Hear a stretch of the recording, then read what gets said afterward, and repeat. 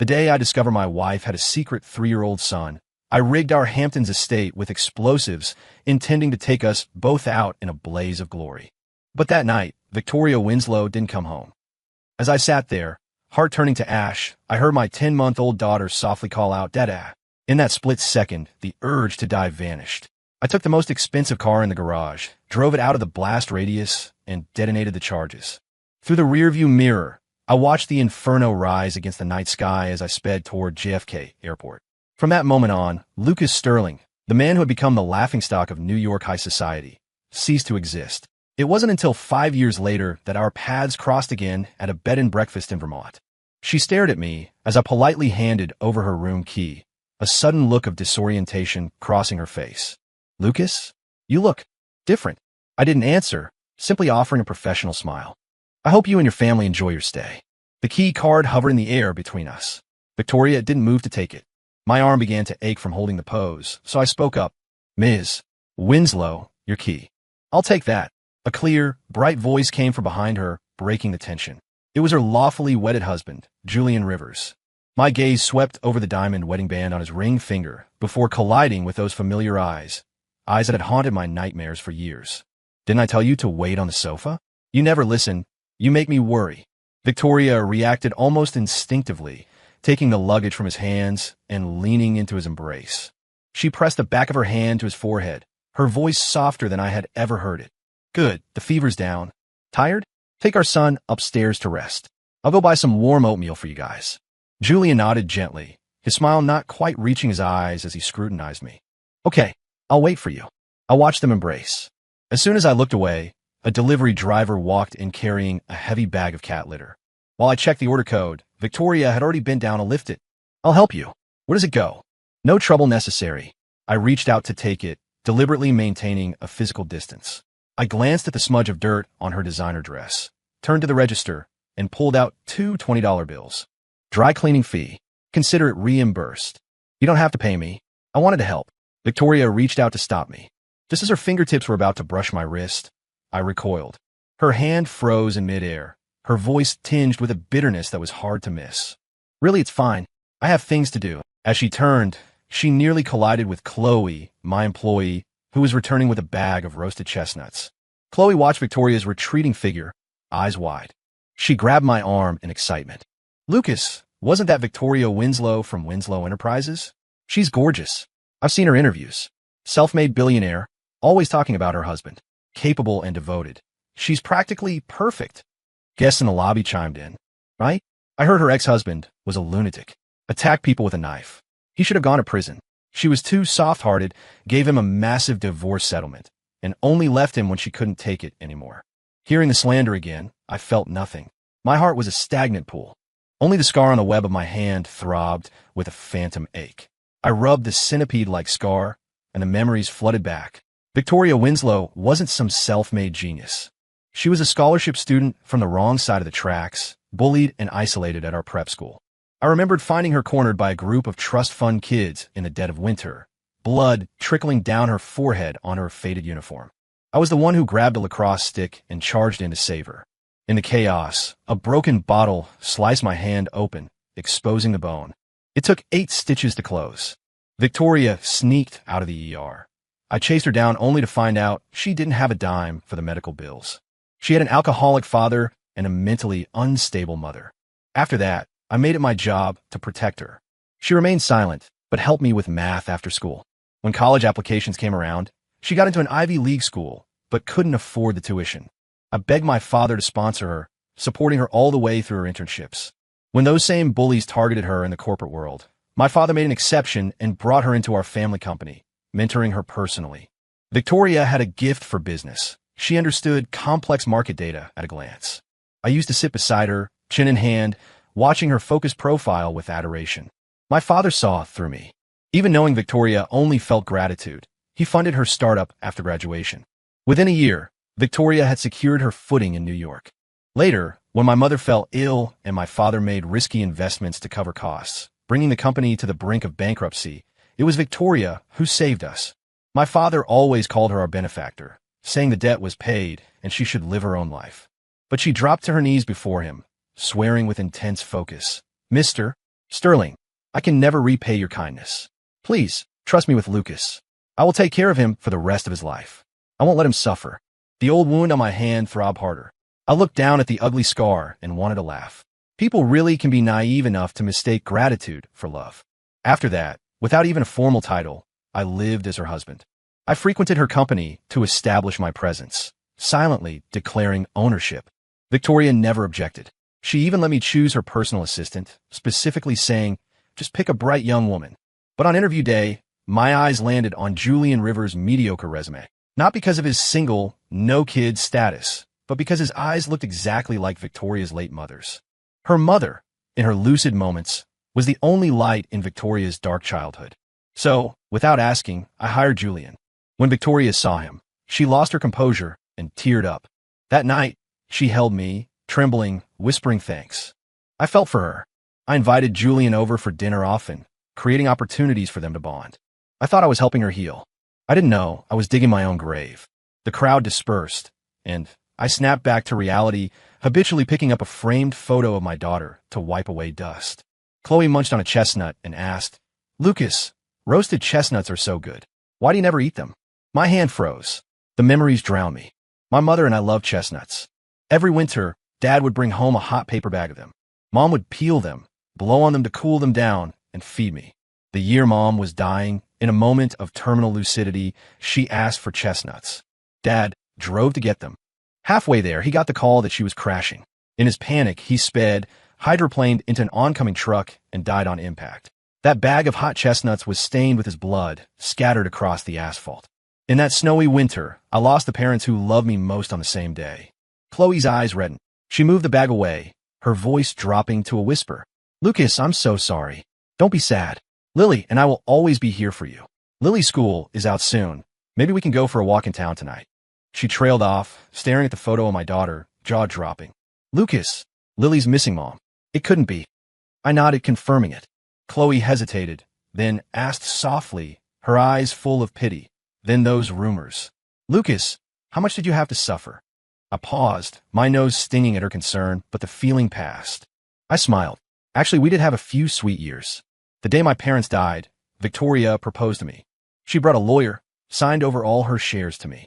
She knelt on one knee, swearing she'd give me a new home, protect me forever, begging me to stop crying because it broke her heart. She handled the funeral when I collapsed from grief. We got a marriage license. No wedding, just plain band we bought in college, but I was content. I thought I was the luckiest man alive. I poured everything into Victoria. I knew she was busy, so I demanded nothing. If she worked late, I left the porch light on. If she traveled, I packed her bags. And for a while, she didn't disappoint me. She was obsessed with me, her devotion the envy of the city. Billboards in Times Square once flashed her confession, I love Lucas Sterling. Just as I drowned in her love, finally letting go of my grief, the news of her affair with Julian hit the trending topics. The man I considered a brother was hugging and kissing her in the garden of a revolving restaurant. It was my birthday. I had cooked a table full of her favorite dishes, waiting all night in the suit she bought me. She answered every call, soothing me. I'm at a business dinner, be good, I'll be home soon. Julian had even used his bonus to buy me a watch, with a note. Happy birthday to my best brother. I thought I had the world. I didn't know the two people I trusted most were holding the knives. The moment I saw the news, I drove out like a madman. Tears blurred my vision. I nearly rear-ended two cars. I didn't care. I just wanted answers. When I reached the restaurant, I saw Julian gentlemanly opening the car door for Victoria. I slammed my brakes and charged at them. Victoria instinctively stepped in front of Julian, her eyes icy, asking without a shred of guilt, Lucas, what are you doing? Julian peeked out from behind her, greeting me with that same gentle facade. Around his pale neck hung the Sterling family heirloom necklace, the one I loved but never dared to wear. Right next to the necklace, a dark red hickey stung my eyes. I lunged at him like a lunatic, throwing punches, screaming, I treated you like family. Why would you betray me? Julian sobbed, gasping for air, shrinking behind Victoria, but his eyes gleamed with provocation. Victoria shoved me hard. She checked Julian with panic on her face, cooing at him as he wept. I lay on the pavement, clutching my abdomen where the surgical incision from days ago, when I took a knife for her during a mugging, ripped open. I watched them embrace, my heart suffocating. When Victoria finally turned to yell at me, she saw the blood soaking my shirt. I was hospitalized. She sat by my bed, looking as deeply concerned as she used to, apologizing over and over. Lucas, I'm sorry. I was wrong. I promise I'll never hurt you again. I slapped her. I kicked and screamed, calling her names, cursing her. Victoria took it silently, eyes red. Calm down. Your health comes first. But I wasn't done. I screamed that I'd make Julian pay. That was when Victoria snapped. She slapped me across the face, her voice deadly cold. Lucas Sterling, you touch him, and I will make you wish you were dead. Seeing her protect the other man, the hate in my heart exploded. After that day, Victoria stopped visiting. She began parading Julian around town. My phone filled with photos of them in bed, sent by anonymous numbers mocking me. I smashed up our marital home, shredded everything related to her, and burned our wedding albums. When I recovered, I used my father's old connections to blacklist Julian across the industry and expose the affair. For a moment, Julian was a pariah, and Victoria lost major contracts. She went insane with revenge. She locked me in a hotel suite for months, tied me to the bed, and forced herself on me while a camera recorded everything. She blurred her own face and leaked the videos of me losing control to the internet. The scandal shifted instantly. Julian was the victim. I was the laughingstock, the degenerate husband. Everyone who used to flatter me cut ties overnight. My father's struggling legacy company lost its last client and went bankrupt. The day my reputation was completely destroyed, she released me. My accumulated hatred erupted. I took a knife to her office. I slashed Julian and cut Victoria's arm. While I was screaming in a frenzy, Victoria sat down and signed a contract selling my father's company for pennies on the dollar, right in front of me. My father's life work was destroyed in seconds. I begged her to stop, bringing up everything my father did for her, trying to find a scrap of conscience. Victoria looked down at me with pure scorn. Lucas, I paid back your family's little favors the day I saved the company. You dare hurt Julian? I'll take my time destroying you. That same day, I saw their son, Jace. I realized their relationship had started the moment I hired Julian. The lack of a wedding, the cheap rings, it wasn't frugality. She was saving face for Julian. Even the public love letters were a smokescreen Julian orchestrated to keep me blind while they played house. I was the clown they had toyed with for years. My heart was past breaking. Only hate remained. That night, I planted the bombs. But in the end, looking at my daughter, I couldn't do it. I faked my death and vanished. Chloe was sobbing by the time I finished the story. I wiped her tears and went to the door to meet the school bus. Chloe followed, voice raspy, cursing Victoria. But just as I took Lily's small hand, I turned and collided with a familiar gaze. Victoria dropped her cup of oatmeal. Her pupils constricted as she stared at my daughter. This child, whose is she? I pulled Lily behind me, my eyes cold. This is my daughter. She has nothing to do with you, Ms. Winslow. Your husband and son are waiting upstairs. Don't keep them. Victoria tried to step forward, but Chloe lunged like a feral cat, shoving her back. Do you not understand English? He told you to back off. Our B&B doesn't welcome you. Take your people and get out. Chloe dragged her by the sleeve toward the door. Victoria stumbled, but didn't fight back, her burning gaze fixed on Lily. Daddy, let's go. Lily tugged my hand, skipping. Auntie Grace is waiting for us to eat pizza. Grace was the landlord, the woman who had quietly watched over me for 5 years. I saw her waiting by the restaurant, her smile warm as winter sun. I relaxed, watching the two of them play. After dinner, Lily insisted on going to the playground and winked at us. Seeing her try to set me up with Grace made me smile. I agreed. But at the playground, we ran into Victoria again. She stood at the gate, staring at Lily, breathing hard. Grace recognized her, tensed up, and shielded us. Victoria looked at Grace, then at me, her expression lost and careful. Lucas, we need to talk. I stopped Grace from exploding. Follow me. I led her to a quiet corner and lit a cigarette. Victoria stood stiffly. You hate smoke. Why? Speak. I cut her off. She paused, voice trembling. I thought you were dead. All these years, raising a child alone. Have you been okay? I looked at her fake remorse and laughed aloud. Okay. When I left New York, despite the explosion, a woman with her resources could have found me. I was injured, losing blood, barely surviving on cheap painkillers. Because of the leaked videos, people recognized me everywhere as the male whore, spitting on me, chasing me. I couldn't get a job. I ended up homeless in the dead of winter, nearly freezing to death. Grace saved me. She gave me a place, used her connections to scrub the videos, and took me to doctors. I was diagnosed with severe depression. On sleepless nights, I self-harmed just to feel something other than pain. Every time I closed my eyes, I saw my parents weeping in the mist and Victoria cheating. If not for Lily, I would be buried under 6 feet of dirt by now. It doesn't matter, I said, putting out the cigarette. The girl is mine alone. She has nothing to do with you. You have a new family. Do not disturb our peace. I turned to leave. Victoria grabbed my wrist. I shook her off violently, roaring, "Don't touch me." Terrified, she retracted her hands, eyes full of panic. "Lucas, I won't touch you. Please don't go." She was crying, apologizing. I couldn't tell if she was sorry for crossing the line or for the past. Grace came looking for me. She checked me for injuries, pursed her lips, and pulled me away. "Let's go. Lily is looking for you." The mood was heavy that night. Back at the B&B, Lily sensed Grace was down and ran back to the playground to give us space. I smiled helplessly, about to speak. "You?" Grace asked nervously. "Are you going to soften? Do you want Lily to have her mother back?" I was stunned. I haven't softened, and I definitely don't want her back. "I'm just worried her sudden appearance will destroy the peace I've fought so hard for," I said. "I just want to draw a line. That's all." Grace finally smiled. Simultaneously, a crash sounded behind me. I turned to see Victoria standing there, face pale. At her feet lay 2 shattered glass bottles of strawberry milkshake, my old favorite. Pink liquid splattered my pants. Victoria stammered apologies, crouching to wipe my cuff with her sleeve. Grace exhaled sharply, shoved Victoria aside, and growled, "Ms. Winslow, are you done? You are harassing my staff. Please leave immediately." I was annoyed. I grabbed Grace and Lily to leave, but Victoria grabbed my wrist again, head hung low like a scolded child. "I didn't mean to. I just remembered you love strawberry shakes, and I saw." "Enough." I shook her off. "Victoria, you are disrupting my life. Move out of my B&B tonight." Knowing her old self, I expected retaliation.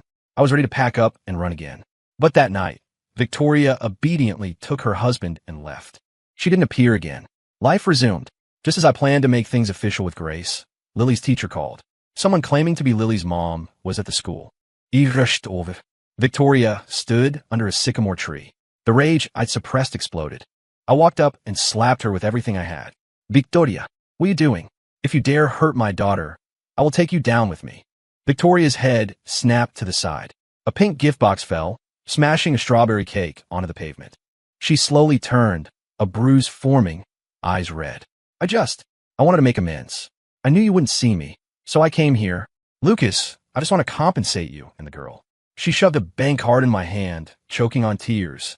Compensate? Where was she when I needed money, protection, or dignity? Now that I was happy, she shows up with money to soothe her guilty conscience. When Lily was born, I had nothing. Grace gave me the rental for free. When customers harassed me, Grace fought them off. When people mocked me as a widower with baggage, she defended me. When Lily was sick, Grace stayed up all night. She even boarded her beloved cat because I was allergic. Lily grew up happy because of Grace. I had paid back the rent, but the emotional debt I owed Grace was infinite. Thinking of Grace, my expression softened. Victoria's eyes lit up with hope. But as she stepped closer, I threw the bank card at her. It grazed her cheek, drawing blood. She froze, touching the cut. "Lucas, don't be like this. I have no bad intentions." "Ms. Winslow," I interrupted. "I don't want your compensation. If you have any conscience, disappear. That's the only apology I accept." "Lucas," she grabbed my hand, voice begging. "I am sorry. I regret it. I really do. I was possessed back then. I love you. Can you give me a chance?" "Impossible." I pried her fingers off one by one. From the moment I faked my death, we were done. Go back to Julian. Never show your face again. "Daddy." Lily ran out of the school building. Victoria's eyes brightened. She crouched down, wanting to speak to her. But Lily stood in front of me, swinging her little fists at Victoria. "Go away. You bullied Daddy. You're a bad person. I hate you. I don't want you as my mommy." This powerful CEO was pushed to the ground by a 4-year-old. Victoria froze, the pain in her eyes spreading like ink. It was the same look of despair I had 5 years ago. She swallowed hard. "Yes, I am a bad person. I called Auntie Grace. She's coming to protect us," Lily shouted. Grace arrived seconds later, breathless. "Are you hurt?" My heart melted. I wiped sweat from her forehead and held her hand publicly for the first time. "I'm Fine. Let's go." Victoria followed us. I spun around. "Victoria, I haven't forgotten what you promised Julian 5 years ago." 5 years ago, after the affair was exposed, Julian stopped pretending. While I was held captive, Victoria removed anything sharp so I couldn't kill myself. But Julian would come in, wearing bespoke suits, to keep me company. He told me how much Victoria loved him, how much she paid him. The worst part was when he said, "Lucas, you know why you haven't had kids all these years? Victoria hates that you rely on her charity. She said a man like you shouldn't reproduce. The vitamins you took? She swapped them for chemical sterilizers. Even your daughter. That was an accident because Victoria was using you to blow off steam when we had a fight. You thought she loved you? She was just saving me from embarrassment."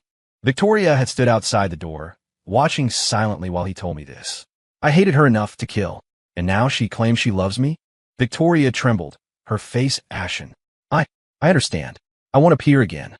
As I walked away, I heard her sobbing behind me. But so what? Too little too late. That night, Grace and I officially started dating. Lily was the happiest, followed by Chloe. I've been working on my allergies and finally overcame them. I turned a guest room into a cat room and brought Grace's cat back as a surprise. But just as everything was perfect, the school called again. Lily was pushed off the bus by a boy. Her head is bleeding. We're at the hospital. I arrived at the ER shaking. My daughter lay in the teacher's arms, gauze on her forehead. "Daddy, it hurts." My heart shattered. The teacher told me the culprit was Victoria's son, Jace. Rage consumed me. I called Victoria. She answered instantly, sounding panicked, giving me Jace's location immediately. I sped there. Julian was packing a suitcase to flee. I stormed in and punched him with everything I had. "You taught your son to hurt my daughter." Julian shrieked, clutching his face. "Lucas, you dare hit me? Victoria destroyed you once. She'll do it again." Jace charged at me, fist swinging. But before he could land a hit, Victoria rushed in and kicked him flying. Her eyes were bloodshot, voice lethal. "You little monster. You dare to hurt my daughter. Victoria, how could you hit Jace?" Julian cried, throwing himself at her. Victoria backhanded him across the face. "You piece of trash. I regret the day I met you. I was blind to let you manipulate me." The drama didn't quell my hatred. "I will make both of them pay." She nodded, looking only at me, asking if I was hurt. That day, Victoria personally sent her own son to a juvenile detention center, a reform school with a 5-year mandatory stay. Julian fainted from grief, then woke up kneeling at my feet, begging for mercy. He looked exactly like I did 5 years ago. I felt nothing but grim satisfaction. Later, I heard Victoria divorced Julian, leaving him with nothing. He went mad from the sudden poverty and shame. Victoria ended up in a psychiatric facility. She tried to visit Lily a few times, but Chloe chased her off. Eventually, she stopped coming. Instead, she slipped a bank card under the counter with a note. "I'm sorry." I kept it, intending to give it to Lily when she turned 18. A year later, Grace and I had our wedding. It wasn't grand, but it was warm, the happiness I had always wanted. That day, an anonymous transfer of $10 million hit my account. Note, "I'm sorry." I knew who it was. I didn't return it. I donated it all to charity in Lily's name. 2 years later, Grace gave birth to our second child. That same day, I saw the news. Victoria Winslow, CEO of Winslow Enterprises, died in a climbing accident on a snowy mountain. She was 35. She died on the same mountain trip she had promised to take me on years ago, but never did. Gone like the wind. We never saw each other again. Story complete.